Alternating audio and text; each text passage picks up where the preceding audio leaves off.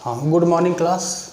चलिए स्टार्ट किया जाए। संविधान में जो शेष बचा था, देखिए इसके पहले वाले वीडियो में हम लोग संविधान का भाग चार जो नीति निर्देशक तत्व है, इसमें आर्टिकल 36, 37, 38, 39 और 39 का तक पढ़ा दिए थे। तो आर्टिकल 36 हो गया था, 37 हो गया था, 38 हो गया था, 39 हो गया था और 39 को यहाँ तक पढ़ा दिया गया था इसके पहले वाले वीडियो में। अब स्टार्ट करना है, इसमें आर्टिकल सब 36 से 51 तक है। तो 36, 37, 38, 39 और 39 को पढ़ा दिया गया था इसके पहले वाले वीडियो में। अब उसके आगे आर्टिकल 40 से स्टार्ट किया जाएगा।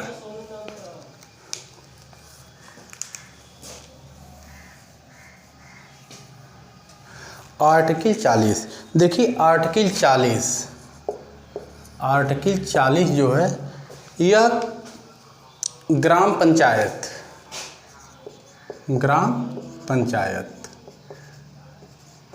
आर्टिकल 40 में ग्राम पंचायत के बारे में कहा गया है।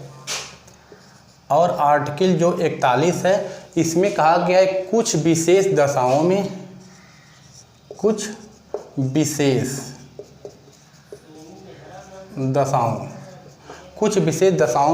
काम पाने का अधिकार,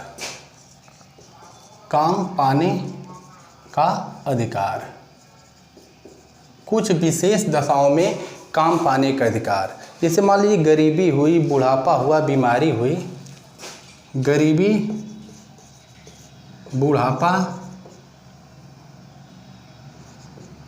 और बीमारी इत्यादि दशाओं में काम पाने का अधिकार हो गया। आर्टिकल 42 कह रहा है कार्य न्याय संगत होना चाहिए। कार्य न्याय संगत होना चाहिए। देखिए कार्य न्याय संगत का मतलब ना, इसमें एक प्रसूति, जैसे मान लीजिए कोई औरत गर्भवती है तो उसको उस हिसाब से काम उससे लिया जाए ताकि उसको कोई दिक्कत ना हो, और गर्भवती के समय अगर उससे छुट्टी दिया जाता है तो उसका वेतन ना काटा जाए। तो कार्य न्याय संगत होने का मतलब ना, कार्य वहाँ की स्थिति के हिसाब से हो, यानी कोई बीमार व्यक्ति है तो उससे वैसा ही काम लिया जाए जो वह करने में सक्षम हो, ऐसा ना कि उससे कोई बहुत वजन वाला काम ले लिया जाए। तो आर्टिकल 42 कह रहा है कार्य न्याय संगत होना चाहिए। आर्टिकल 43 में कहा जा रहा है निर्वाह योग्य मजदूरी, यानी हर व्यक्ति को कम से कम इतना उसको पैसा दिया जाए जिससे उसका जीवन निर्वाह हो सके।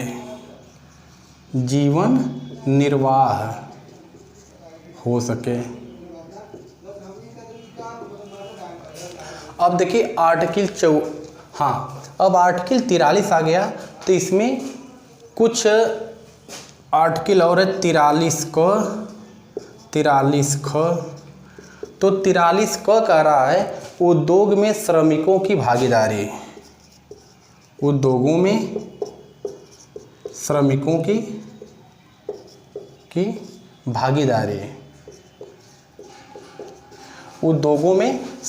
की भागीदारी। और 43 ख कह रहा है सहकारी। तो ये तो आर्टिकल 40, 41, 42, 43 क, 43 ख यहाँ तक हो गया। अब देखिए आर्टिकल 44 में समान नागरिक संहिता।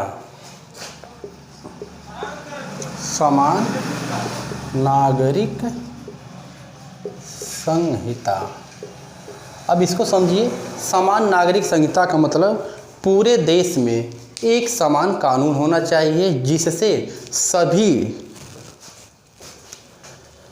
पूरे देश में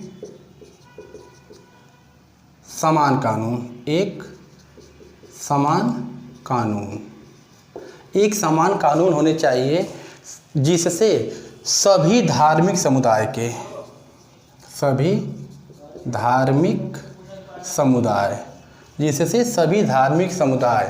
के लिए, जैसे मान लीजिए विवाह हुआ, विवाह, तलाक, गोद लेना इत्यादि में एक रूपता दिखाई दे। समान नागरिक संहिता का मतलब यह है कि पूरे देश में एक कानून होने चाहिए जिससे कि पूरे देश में जितने भी सभी धार्मिक समुदाय के लोग हैं उनमें विवाह, तलाक, गोद लेने की प्रथा के लिए एक रूपता दिखाई देनी चाहिए। ऐसा नहीं हो कि किसी के लिए अलग कानून हो, किसी के लिए अलग कानून हो। तो आर्टिकल 44 जो है समान नागरिक संहिता की बात कर रहा है। अब देखिए आर्टिकल 45 कह रहा है 6 से कम वर्ष की आयु के बच्चे को, 6 से कम वर्ष की आयु, निःशुल्क एवं अनिवार्य शिक्षा की बात कर रहा है। तो इसमें देखिए 86वां संविधान संशोधन 2002, 86वां संविधान संशोधन 2002 में किया गया और इसको कह दिया गया 0 से 6 और 14, यानी 0 से 6 तक बच्चे के स्वास्थ्य की व्यवस्था और 6 से 14 के बच्चे को निःशुल्क अनिवार्य शिक्षा की व्यवस्था। ये 45 हो गया। 45 के बाद देखिए आर्टिकल 46, यह जो है SC ST यानी अनुसूचित जाति और अनुसूचित जनजाति के लिए शिक्षा, आर्थिक और सामाजिक न्याय की बात करता है। शिक्षा, आर्थिक, सामाजिक न्याय की बात करता है। तो इसमें आप देखिए हम आर्टिकल 40 से लेके 46 तक कवर किए। 40 क्या है? ग्राम पंचायत है। 41 क्या है? कुछ विशेष दशाओं में काम पाने का अधिकार, जैसे मान लीजिए कोई बहुत गरीब है, कोई बूढ़ा है, कोई बीमार है, तो उन दशाओं में उनको काम देने के लिए व्यवस्था की जा रहा है। 42 कह रहा है कार्य न्याय संगत होना चाहिए, यानी कार्य वहाँ की स्थिति के अनुसार होना चाहिए। यदि मान लीजिए कोई प्रसूति का मतलब कोई गर्भवती महिला है तो उससे उसी हिसाब से काम लिया जाए जिससे उसको दिक्कत ना हो। आर्टिकल 43 कह रहा है कि निर्वाह योग्य मजदूरी का मतलब यह होता है कि कोई व्यक्ति अगर काम कर रहा है तो उसे उतना पैसा दे दिया जाए जिससे उसका जीवन निर्वाह हो सके। अब आर्टिकल 43 क में उद्योग में श्रमिकों की भागीदारी की बात की जा रही है। 43 ख में सहकारी की बात की गई है। आर्टिकल 44 समान नागरिक संहिता की बात करता है, यानी इसका मतलब है कि पूरे देश में कोई एक ऐसा कानून हो जो सभी धार्मिक समुदाय के लोगों के लिए, वो किसी भी धर्म का व्यक्ति हो, जैसे विवाह हो जाए, तलाक वाली बात हो, गोद लेने की बात हो, तो उसमें एक रूपता दिखाई दे। और आर्टिकल 45 कह रहा है 6 से कम वर्ष के बच्चे को अनिवार्य एवं निःशुल्क शिक्षा की बात की गई है। तो देखिए 86वां संविधान संशोधन 2002 में कह दिया गया 0 से 6, 6 से 14। तो 0 से 6 साल तक बच्चा है तो उसके स्वास्थ्य पर ध्यान दिया जाए, और 6 से 14 साल का बच्चा है तो उसके निःशुल्क शिक्षा की बात की गई है। आर्टिकल 46 कह रहा है SC ST मतलब अनुसूचित जाति और अनुसूचित जनजाति के लिए शिक्षा, आर्थिक एवं सामाजिक न्याय की व्यवस्था की बात की गई है। तो यहाँ तक हम बताए आपको, इसका स्क्रीनशॉट लेना लीजिए, उसके बाद हम आगे बढ़ रहे हैं।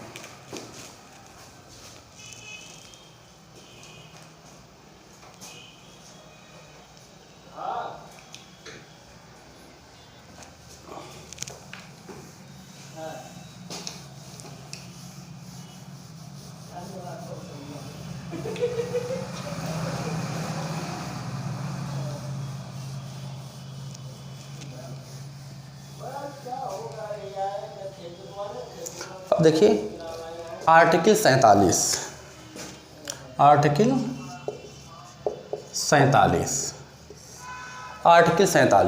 देखिए आर्टिकल 47 में मद्य निषेध और पोषाहार की बात की गई है। पोषाहार, आर्टिकल 47 कह रहा है मद्य निषेध और पोषाहार। इसका मतलब यह है कि लोक स्वास्थ्य की सुविधा के लिए राज्य क्या करेगा, हानिकारक औषधियों पर रोक लगाएगा। आर्टिकल 47 कह रहा है मद्य निषेध एवं पोषाहार। मद्य निषेध का मतलब कि हानिकारक औषधियों को रोकना, और पोषाहार का मतलब लोक स्वास्थ्य के लिए जो अच्छी व्यवस्था उसको जारी रखना। आर्टिकल 47 क्लियर हो रहा है। आर्टिकल 47 में कहा गया है लोक स्वास्थ्य को बढ़ावा देने के लिए हानिकारक औषधियों पर रोक लगेगी। इसमें देखिए शराब पर भी रोक की बात है, लेकिन अब यह निर्भर है राज्यों पर, वो रोक रहा है या नहीं रोक रहा है, वो तो उसको निर्भर कहा गया, क्योंकि नीति निर्देशक तत्व में इस बार कहा गया है भविष्य में यदि राज्य की स्थिति जैसी होगी उस हिसाब से वो काम करेगा।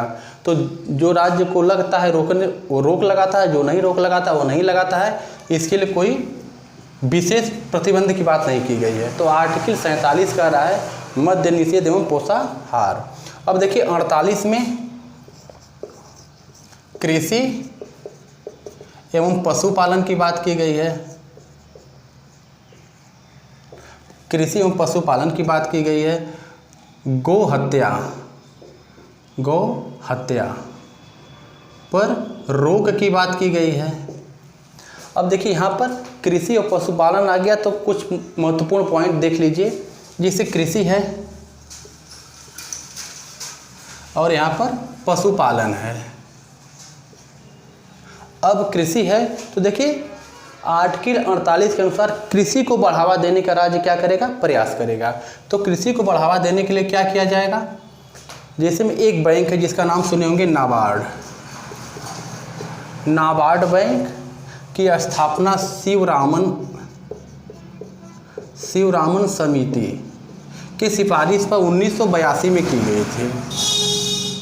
नाबार्ड बैंक की स्थापना शिवरामन समिति की सिफारिश पर 1982 में की गई थी। इस समय इंदिरा गांधी का शासन था। नाबार्ड बैंक क्या करता है, कृषि के क्षेत्र में सहयोग के लिए लोन देता है, पैसा देता है। अब कृषि है तो इसमें हरित क्रांति का भी संबंध आएगा। कृषि का संबंध हरित क्रांति से है। अब हरित क्रांति शब्द आ गया तो यहाँ पर आपको दो बात ध्यान देना है, एक विश्व में हरित क्रांति, एक भारत में हरित क्रांति। तो जो विश्व में हरित क्रांति हुई और जो भारत में हरित क्रांति हुई, तो विश्व में जो हरित क्रांति हुई इसके जन्मदाता थे नॉर्मन बोरलाग।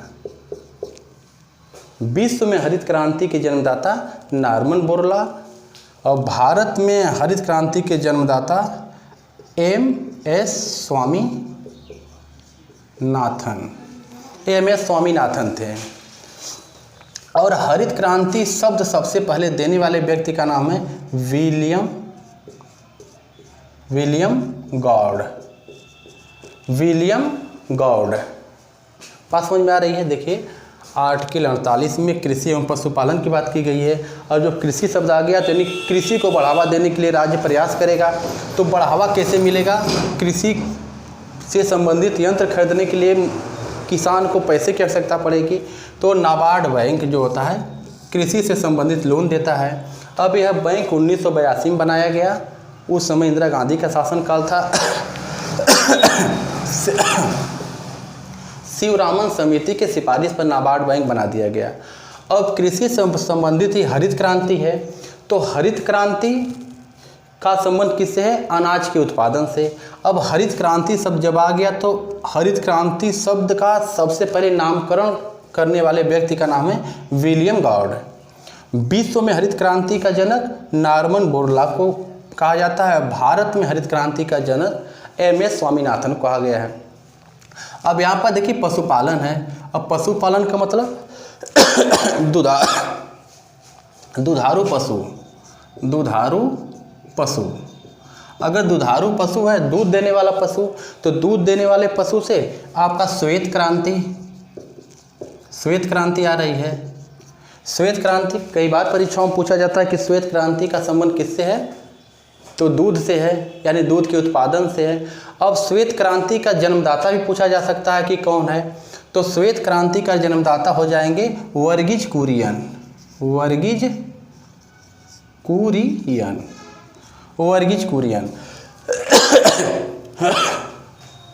तो ये 48 में कहा गया कृषि एवं पशुपालन को बढ़ावा देने के लिए राज्य प्रयास करेगा। गो हत्या पर रोक की बात की गई है। अब देखिए 48 है, तो 48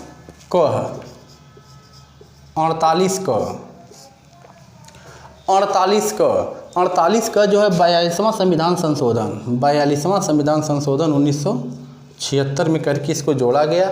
इसमें पर्यावरण संरक्षण की बात की गई,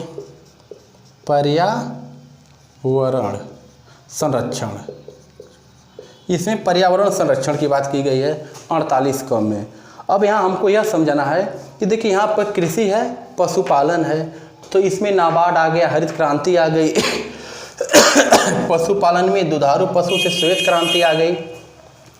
पर्यावरण संरक्षण का मतलब जैसे भारत में या विश्व में हर देशों में नेशनल पार्क होते हैं, तब इसमें थोड़ा तुलना करके समझिए। अगर जब व्यक्ति अपने लाभ के लिए खेती करता है तो कृषि कहलाएगा, और जब व्यक्ति अपने लाभ के लिए पशु पालता है, यानी दूध के लिए पशु पालता है, तो पशुपालन कहलाएगा। वही काम जब पर्यावरण की रक्षा के लिए काम किया जाता है तो वह पर्यावरण संरक्षण हो जाता है। जैसे में हाथी, शेर, बाघ पालना ये पर्यावरण संरक्षण है, जिसके अंतर्गत नेशनल पार्क की व्यवस्था की जाती है। और यह है कृषि और पशुपालन है। तो 48 और 48 का अगर आपको समझ में आ गया हो तो इसका स्क्रीनशॉट रखिए, उसके बाद हम आगे बढ़ रहे हैं।